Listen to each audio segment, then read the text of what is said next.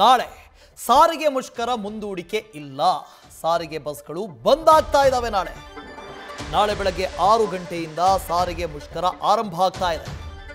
ಜಂಟಿ ಕ್ರಿಯಾ ಸಮಿತಿ ಅಧ್ಯಕ್ಷ ಅನಂತ ಸುಬ್ಬರಾವ್ ಸ್ಪಷ್ಟನೆ ಕೊಟ್ಟಿದ್ದಾರೆ. ಶಾಂತಿಯುತವಾಗಿ ನಾವೆಲ್ಲರೂ ಮುಷ್ಕರ ಮಾಡೋಣ, ಹೆದರಿಕೆಗೆ ಅಂಜಬೇಡಿ, ಬಗ್ಗಬೇಡಿ, ಜಗ್ಗಬೇಡಿ ಅಂತ ಸಲಹೆ ಕೊಟ್ಟಿದ್ದಾರೆ.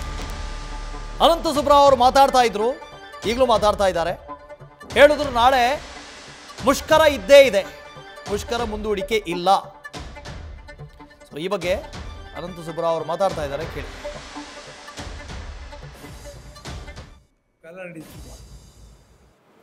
ಮುಖ್ಯವಾಗಿ ಸರ್ಕಾರ ತೀರ್ಮಾನ ಮಾಡಬೇಕಾಗಿದ್ದು 2 ವಿಚಾರ. ಒಂದು, ಹಿಂದಿನ ವೇತನ ಒಪ್ಪಂದ ಏನಾಯಿತು 15%, ಅದರ ಕಡೆ ಬರಬೇಕಾದಂಥ 38 ತಿಂಗಳ ಬಾಕಿ ವೇತನ, that is arrears of pay for 38 months. ಇನ್ನು 1/1/24ರಿಂದ ಹೊಸ ಚಾರ್ಟರ್ ಆಫ್ ಡಿಮ್ಯಾಂಡ್ಸ್ ನಾವು ಕೊಟ್ಟಿದ್ವಿ, ಅದು ಇತ್ಯರ್ಥ ಆಗಬೇಕು. ನಮಗೂ ಸರ್ಕಾರಕ್ಕೂ ಕಗ್ಗಂಟಾಗಿದ್ದೇನೆಂದರೆ, ಒಂದು ಅವರು ಜುಲೈ 4 ನಡೆದಂಥ ಸಭೆಯಲ್ಲಿ ಮುಖ್ಯಮಂತ್ರಿಗಳು ಹೇಳಿದರು, ನಾವೇನು ಅರಿಯರ್ಸ್ ಕೊಡಬೇಕಾಗಿಲ್ಲ, ಇನ್ನು ಹೊಸ ವೇತನ ಒಪ್ಪಂದ 1/1/24 ಆಗಬೇಕಾದಿಲ್ಲ, 23 ಫೆಬ್ರವರಿಯಲ್ಲಿ ನಾವು ಕೊಟ್ಟಿದ್ದರಿಂದ ಇನ್ನು 4 ವರ್ಷ ನೀವು ಕಾಯಬೇಕು ಅಂತ ಹೇಳಿದ್ವಿ. ಒಂದೇನೆಂದರೆ, ನಾವು ಡಿಮಾಂಡ್ಗಳು 2014 ಕೊಟ್ಟಿವಿ. ಸುಮಾರು 15-16 ತಿಂಗಳು ಮಾತುಕತೆಗಳು ನಡೆದಿವೆ. ಆ ಮಾತು ಯಾವಾಗಲೂ ಬಂದೇ ಇರಲಿಲ್ಲ. ನೀವು 27 ಕಾಯಬೇಕು ಅಂತ ಯಾರು ಹೇಳೇ ಇರಲಿಲ್ಲ. ಒಂದು ನಿಲುವೇನಾಗಿತ್ತು, ಸಾರಿಗೆ ನಿಗಮಗಳದ್ದು ಹಾಗೂ ನಮ್ಮ ಸಾರಿಗೆ ಸಚಿವರದ್ದು ಪ್ರಯಾಣ ದರ ಜಾಸ್ತಿ ಮಾಡಲಿಕ್ಕೆ ಹೇಳಿದ್ದೀವಿ, ಸರ್ಕಾರ ಕೇಳ್ಕೊಂಡಿದ್ದೀವಿ. ಅವರು ಕೊಟ್ಟರೆ ನಿಮ್ಮ ವೇತನ ಒಪ್ಪಂದ ಮಾಡ್ತೀವಿ ಅಂತ ಹೇಳಿದರು. ದಟ್ ಮೀನ್ಸ್ 1/1/24ರಿಂದ ನಮ್ಮ ವೇತನ ಜಾಸ್ತಿ ಆಗಬೇಕು ಅನ್ನೋ ಡಿಮಾಂಡನ್ನು ಅವ್ರು ಒಪ್ಕೊಂಡಿದ್ರು. What was left was negotiation and a final decision. ಇನ್ನು ಈ 38 ತಿಂಗಳ ಅರಿಯರ್ಸ್ ಏನಿದೆ, ಹಿಂದೆ 15% ನಮ್ಮ ವೇತನ ಹೈಕ್ ಬಂದಿತ್ತು, ಅದರ ಕಡೆಗೆ ಶ್ರೀನಿವಾಸ ಮೂರ್ತಿ ಕಮಿಟಿಗೆ ರೆಫರ್ ಮಾಡಿದ್ರು. ಆ ಕಮಿಟಿ ಮುಂದೆ ನಾವು ಕೂಡ ಎವಿಡೆನ್ಸ್ ಕೊಟ್ಟು ಹೇಳಿದ್ವಿ, ಕಾರ್ಪೊರೇಷನ್ಗಳ ದುಡ್ಡಿಲ್ಲ, ಸರ್ಕಾರನೇ 38 ತಿಂಗಳು ದುಡ್ಡು ಕೊಡಬೇಕಾಗತ್ತೆ ಅಂತ. ಸುಮಾರು 1800 ಕೋಟಿ ರೂಪಾಯಿ ಅದು. ಅದರಿಂದ ನಮ್ಮ ಬೇಡಿಕೆಗಳು ಸುಮಾರು 12 ಇದ್ದರೂ ಕೂಡ ಸರ್ಕಾರ ನಿಗದಿ ಮಾಡಬೇಕಾದ್ದು 1800 ಕೋಟಿ ರೂಪಾಯಿ ಬಗ್ಗೆ. ಇನ್ನು 1/1/24 ವೇತನ ಏನಿದೆ, ಅದಕ್ಕೆ ಸರ್ಕಾರ ಒಂದು ಬಿಡುಗಾಸು ಕೊಡೋದಿಲ್ಲ. ಇದನ್ನು ಬರ್ಡನ್ ಕಾಸ್ಟ್ ಅಂದರೆ ಗೌರ್ಮೆಂಟ್, ಸಾರಿಗೆ ನಿಗಮಗಳು ತಮ್ಮ ಆದಾಯದಲ್ಲಿ ಬರುವಂಥದ್ದು. ಮತ್ತು 15% ಫೇರ್ ಹೈಕ್ ಕೂಡ ರಾಜ್ಯ ಸರ್ಕಾರ ಕೊಟ್ಟಿದೆ. ಸ್ಟೆಬಿಲೈಸ್ ಆಗಿದೆ ಅವರ ಆದಾಯ, ಇವಾಗ ಚೆನ್ನಾಗಿ ದುಡ್ಡು ಬರ್ತಾ ಇದೆ. ಅದರಿಂದ ನಾವೇನು ಎಕ್ಸ್ಪೆಕ್ಟ್ ಮಾಡಿದ್ವಿ, ಸ್ಟ್ರೈಕಿಗೆ ಮುಂಚೆನೇ ಕರೀರಪ್ಪ ಅಂತ ಹೇಳಿದ್ವಿ. ಅಂದರೆ 22 ದಿವಸ ನೋಟಿಸ್ ಕೊಟ್ಟಿದ್ವಿ ಕಾನೂನು ಪ್ರಕಾರ. ಸ್ಟ್ರೈಕ್ ಹಿಂದಿನ ದಿವಸ ಇವತ್ತು ಕರೆದು. ಇವತ್ತು ಅವರ ಪೊಸಿಷನ್ ಏನಿತ್ತು ಅಂದರೆ, ಫೈನಲಿ ಸುಮಾರು 2 ಗಂಟೆ ಸಭೆ ನಡೀತು, ಸಾಕಷ್ಟು ವಾಗ್ಯುದ್ಧ ಆಯಿತು. ಅಂತಿಮವಾಗಿ ಚೀಫ್ ಮಿನಿಸ್ಟರ್ ನಮಗೇನು ಹೇಳಿದ್ರು ಅಂದರೆ, ನಿಮಗೆ 14 ತಿಂಗಳ ಬಾಕಿ ಹಣ ಕೊಡ್ತೀವಿ ಅಂತ. ಇನ್ಸ್ಟೆಡ್ ಆಫ್ 38 ಮಂತ್ಸ್ 14 ಮಂತ್ಸ್ ಕೊಡ್ತೀವಿ. ಶ್ರೀನಿವಾಸ ಮೂರ್ತಿ ಅಷ್ಟೇ ರೆಕಮೆಂಡ್ ಮಾಡಿರೋದು, 14 ಮಂತ್ಸು. ಇನ್ನು ಈ 1/1/24 ವೇತನ ಒಪ್ಪಂದ ಇದೆ, ಅದರ ಸೆಷನ್ ಆದಮೇಲೆ ಮಾತಾಡೋಣ, ಮುಂದಕ್ಕೆ ಹಾಕ್ಬಿಡಿ ಅದನ್ನು ಅಂದರು. ನಮಗೆ ಅದು ಸುತರಾಮ್ ಒಪ್ಪಿಗೆ ಆಗಲಿಲ್ಲ. ಯಾಕೆಂದರೆ ಡಿಸೆಂಬರ್ 31ರಿಂದ ನಾವು ಸ್ಟ್ರೈಕ್ ಮಾಡ್ತೀವಿ ಅಂತ ಹೇಳಿದ್ವಿ. ಆಗ ಕೈ ಬಿಟ್ಟುಬಿಡಿ ಅಂತ ಹೇಳಿದ್ರು ಅವರು, ನಾವು ಕರೆದು ಮಾತಾಡ್ತೀವಿ ಅಂತ. ಡಿಸೆಂಬರ್ ಆದಮೇಲೂ 8ನೇ ತಿಂಗಳಿದು. ಇವಾಗ ಕರೆದು ಬಿಟ್ಟು ಇದುವರೆಗೆ ಏನೂ ಕೊಡಬೇಕಾಗಿಲ್ಲ ಅಂತ ಹೇಳಿದವರು, ಇಲ್ಲ ಇವಾಗ ಸ್ವಲ್ಪ ಕೊಡ್ತೀವಿ ಅಂದರೆ ಏನಿದೆ, ಮೀನಿನ ಅಂಗಡಿ ವ್ಯಾಪಾರ ಇದು, ವಾಟ್ ಈಸ್ ದಿಸ್? ನಾವು ಈ ಸಂಸ್ಥೆ ಗೌರವ ಘನತೆ ತಂದು ಕೊಟ್ಟಿರೋರು, ಇವರ ಸ್ಕೀಮ್ಗಳು ಜಾರಿ ಮಾಡಿರೋರು, ಹಲವಾರು ಅವಾರ್ಡ್ಗಳು ನಾವು ತಗೊಂಡಿರೋ ಜನ, ಈ ಥರ ಬಾರ್ಗೇನು ನಮ್ಗೆ ಸುತರಾಮ್ ಇಷ್ಟ ಆಗಲಿಲ್ಲ. ಅದನ್ನು ನಾವು ಒಕ್ಕೊರಲಿಂದ ನಮ್ಮ ಜಾಯಿಂಟ್ ಕಮಿಟಿಯಿಂದ ಹೇಳಿದ್ವಿ, ಇದು ನಮ್ಗೆ ಒಪ್ಪಿಗೆ ಆಗೋದಿಲ್ಲ, ನೀವು 38 ತಿಂಗಳ ಅರಿಯರ್ಸ್ ಕೊಡಬೇಕು. ಆಫ್ಟರ್ ಆಲ್ ಡಿಫರೆನ್ಸ್ ಎಷ್ಟು ಬರುತ್ತೆ, ಇನ್ನೊಂದು 1000 ಕೋಟಿ ಜಾಸ್ತಿ, 4 ಲಕ್ಷ ಕೋಟಿ ನೀವು ಬಜೆಟ್ ಕೊಟ್ಟಿರೋರಿಗೆ 1,000 ಕೋಟಿ ಯಾವ್ದು ದೊಡ್ಡದು? ಇವಾಗ 700 ಕೋಟಿ ಕೊಡೋಕೆ ಒಪ್ಪಿದ್ದೀನಿ, 800 ಕೋಟಿ. ಇನ್ನು 1,000 ಕೋಟಿ ಏನು ಕಷ್ಟ ಆಗಬಾರ್ದು. ಬೇಕಾದ್ರೆ ಇನ್ನು ವೇತನ ಒಪ್ಪಂದ ಬಗ್ಗೆ ಅದು ಕೂಡ ಸ್ಟಾರ್ಟ್ ಮಾಡ್ತೀವಿ ಅಂತ ಹೇಳಿಲ್ಲ ಅದು. ಆದ್ದರಿಂದ ನಮಗೆ ಬೇರೆ ದಾರಿ ಇಲ್ಲದೇ ನಾವು ಮುಷ್ಕರ ತೀರ್ಮಾನವನ್ನು ಜಾರಿ ಮಾಡ್ತೀವಿ ನಾಳೆಯಿಂದ. ಆದರೆ ನಾವು ಎಲ್ಲ ತಮ್ಮ ಮೂಲಕ ಸಮಸ್ತ ಕೆಲಸಗಾರರಿಗೂ, ಸಾರಿಗೆ ನಿಗಮಗಳಲ್ಲಿ ಕೆಲಸ ಮಾಡೋರು ಸಮಸ್ತ ಕೆಲಸಗಾರ ಕೇಳೋದು, ಬೆಳಗ್ಗೆ 6 ಗಂಟೆಯಿಂದ ಯಾರೂ ಡಿಪೋ ಕಡೆ ಹೋಗಬೇಡಿ, ಎಲ್ಲ ಆರಾಮಾಗಿ ಮನೆಯಲ್ಲಿ ರ್ಯಾಲಿಗಳು ಮಾಡಬೇಕು. ಏನೋ ನಾವಿಲ್ಲೇ ಸೆಂಟ್ರಲ್ ಕೈದಿಂದ ಜಾಯಿಂಟ್ ಕಮಿಟಿಯಿಂದ ಡಿಸೈಡ್ ಮಾಡಿ ನಂತರದಲ್ಲಿ ನಾವು ನೀವು ಅಡ್ವೈಸ್ ಮಾಡ್ತೀವಿ. ಆದರೆ ನಾಳೆ ಬೆಳಗ್ಗೆ 6 ಗಂಟೆಯಿಂದ ರಾಜ್ಯಾದ್ಯಂತ BMTCನೂ ಸೇರಿಸಿ ಎಲ್ಲ ಬಸ್ಸುಗಳು ಡಿಪೋಗಳಲ್ಲಿ ಸ್ಥಗಿತವಾಗಬೇಕು ಅಂತ. ಇನ್ನು ಅಧಿಕಾರಿಗಳನ್ನು ನಾವು ಕೇಳ್ಕೊಳ್ಳೋದು, ಇಮ್ಮಾರಲ್ ಪ್ರೆಷರ್ ಹಾಕಿ ಬಸ್ ನಡೆಸೋಕ್ಕೆ ಹೋಗಬೇಡಿ. ಯಾಕೆಂದರೆ ಈ ಅರಿಯರ್ಸ್ ಬಂದರೆ, ಈ ವೇತನ ಒಪ್ಪಂದ ಆದರೆ ನಿಮ್ಮ ಜೇಬಿಗೂ ಹಣ ಬರುತ್ತೆ, ನಮಗಿಂತ ಜಾಸ್ತಿ ದುಡ್ಡು ನಿಮಗೆ ಬರುತ್ತೆ. ನಿಮ್ಮ ಯುದ್ಧವನ್ನು ನಾವು ಮಾಡ್ತಿದ್ದೀವಿ. ಆದ್ದರಿಂದ ಓವರ್ ಜೆಲಸ್ ತೋರಿಸಿ ಬಕೆಟ್ ಕೆಲಸಗಳು ಮಾಡಬೇಡಿ.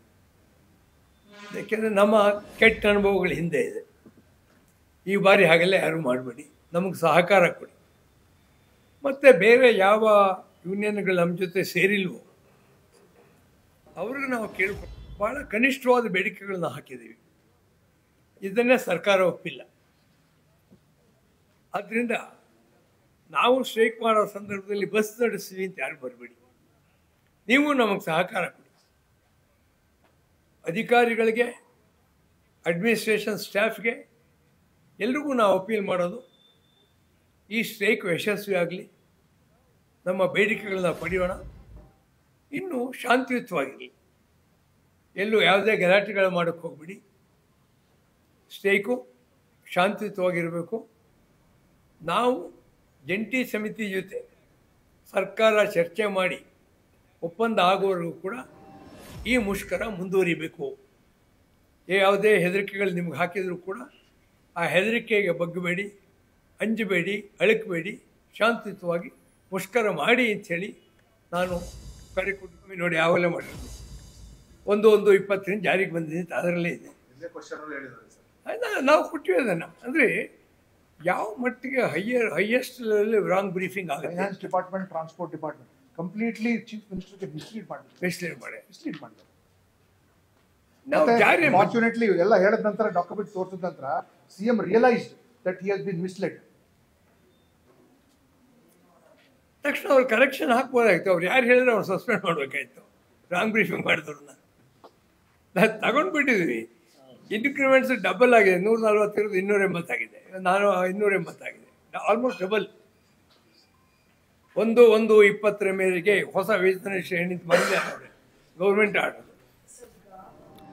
ಸೊ ಪ್ರಗತಿ ಇದ್ರ ಬಗ್ಗೆ ಜನ ಡೀಟೇಲ್ಸನ್ನು ಕೊಡ್ತಾ ಹೋಗ್ತಾರೆ. ಪ್ರಗತಿ ಈಗ ಮಾತಾಡ್ತಾ ಇದ್ದಾಗ ಹೇಳಿದ್ರು, ಆಗಲೇ ಹೇಳಿದ್ರು ನ್ಯಾಯಾಲಯದ ಒಂದು ಆರ್ಡರ್ ಇದೆ, ನಾಳೆ ಮುಂದೂಡಿಕೆ ಮಾಡ್ತೀವಿ ಅಂತ. ಇವಾಗ ನೋಡಿದ್ರೆ ಇಲ್ಲ, ನಾಳೆ ಇದ್ದೇ ಇರುತ್ತೆ, ಮುಷ್ಕರ ಮಾಡೇ ಮಾಡ್ತೀವಿ ಅಂತ. ಇದಕ್ಕೀಗ ಪರ್ಯಾಯವಾಗಿ ವ್ಯವಸ್ಥೆ ಆಗಬೇಕಲ್ಲ, ವ್ಯವಸ್ಥೆ ಏನಾದರೂ ಮಾಡ್ಕೊಂಡಿದೆಯಾ ಸರ್ಕಾರ? ಏನು ಕತೆ?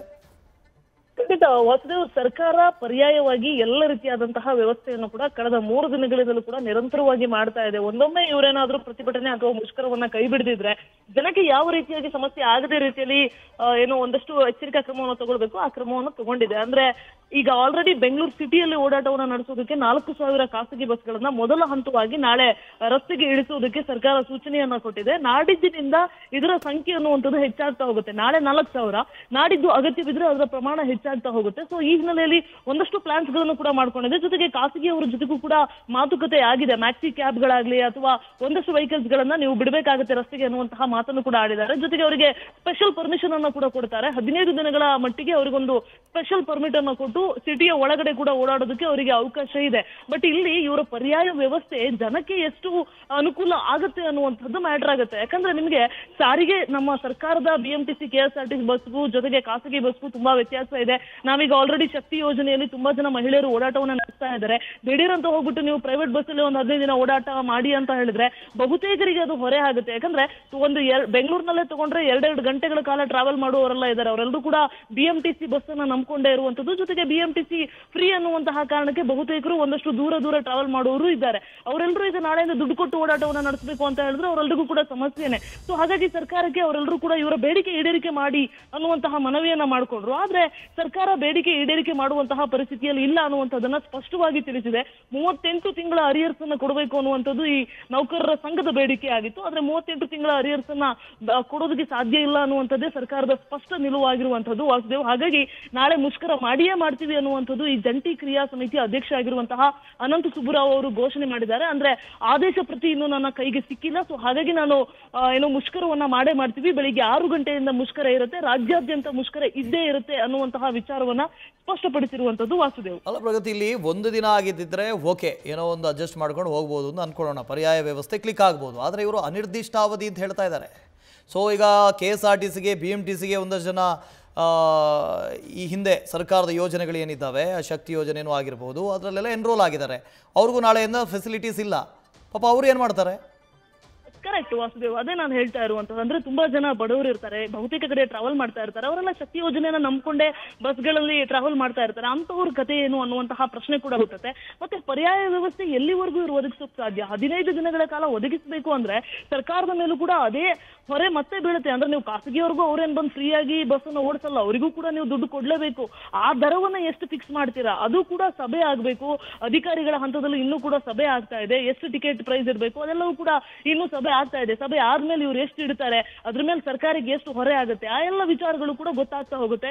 ಇನ್ನು ಸಾಕಷ್ಟು ದಿನಗಳ ಕಾಲ ಅಂದ್ರೆ ಇವರು ಅನಿರ್ದಿಷ್ಟಾವಧಿ ಮುಷ್ಕರ ಅಂತ ಹೇಳಿರೋದ್ರಿಂದ ಇವ್ರು ಮಾಡ್ಕೊಂಡಿರುವಂತಹ ಆಲ್ಟರ್ನೇಟಿವ್ ಪ್ಲಾನ್ ಎಷ್ಟರ ಮಟ್ಟಿಗೆ ಸಕ್ಸಸ್ ಆಗುತ್ತೆ ಅನ್ನುವಂಥದ್ದು ಕೂಡ ಈಗ ಪ್ರಶ್ನೆಯಲ್ಲಿರುವಂತದ್ದು. ಜೊತೆಗೆ ಶಾಲಾ ಕಾಲೇಜು ಮಕ್ಕಳಿರ್ತಾರೆ, ಅವರೆಲ್ಲ ಹೋಗುವಂತಹ ಸಂದರ್ಭದಲ್ಲಿ ಕೆಲವೊಂದಿಷ್ಟು ಜನ, ಎಲ್ಲ ಪ್ರತಿಭಟನಾಕಾರರು ಅಲ್ಲ, ಕೆಲವೊಂದಿಷ್ಟು ಜನ ಪ್ರತಿಭಟನಾಕಾರರು ಏನಾದ್ರು ರೊಚ್ಚಿಗೆದ್ದು ಬಸ್ಗಳಿಗೆ ಏನಾದ್ರು ಸಮಸ್ಯೆಯನ್ನ ಮಾಡಿದ್ರೆ ಆಗ ಪರಿಸ್ಥಿತಿ ಏನು? ಖಾಸಗಿ ಸಾರಿಗೆ ಸಂಘಟನೆಯವರು ಕೂಡ ಇದೇ ಬೇಡಿಕೆಯನ್ನ ಸರ್ಕಾರದ ಮುಂದಿಟ್ಟಿರುವಂತದ್ದು. ನಾವು ಬಸ್ ಇಳಿಸುವುದಕ್ಕೆ ಯಾವುದೇ ರೀತಿಯಾದಂತಹ ನಮ್ದು ತಕರಾರಿಲ್ಲ, ಆದ್ರೆ ಬಸ್ ಇಳಿಸಿದ ಮೇಲೆ ನಮಗೆ ಭದ್ರತೆ ಯಾವ ರೀತಿ ಕೊಡ್ತೀರಿ ಅನ್ನುವಂತಹ ಪ್ರಶ್ನೆಯನ್ನ ಮಾಡಿದ್ದಾರೆ. ಅಂದ್ರೆ ಬೆಂಗಳೂರಿನ ಸಿಟಿ ಒಳಗಡೆ ಎಲ್ಲಾ ಏರಿಯಾಗಳಿಗೂ ಪ್ರೈವೇಟ್ ಬಸ್ ಓಡಾಡುತ್ತೆ ಅಂತ ಅಂದ್ರೆ ಅವರಿಗೆ ಭದ್ರತೆ ಹೇಗೆ ಕೊಡ್ತಾರೆ, ಎಷ್ಟು ಸೇಫ್ಟಿ ಇದೆ ಅನ್ನುವಂತಹ ಪ್ರಶ್ನೆ ಕೂಡ ಇದೆ. ಆ ಬಸ್ ನಲ್ಲಿ ದುಡ್ಡು ಕೊಟ್ಟು ಓಡಾಟವನ್ನ ನಡೆಸಿದ್ರು ಕೂಡ ಪ್ರಯಾಣಿಕರ ಸುರಕ್ಷತೆಯ ವಿಚಾರ ಕೂಡ ಇಲ್ಲಿ ಬರುತ್ತೆ ವಾಸುದೇವ್.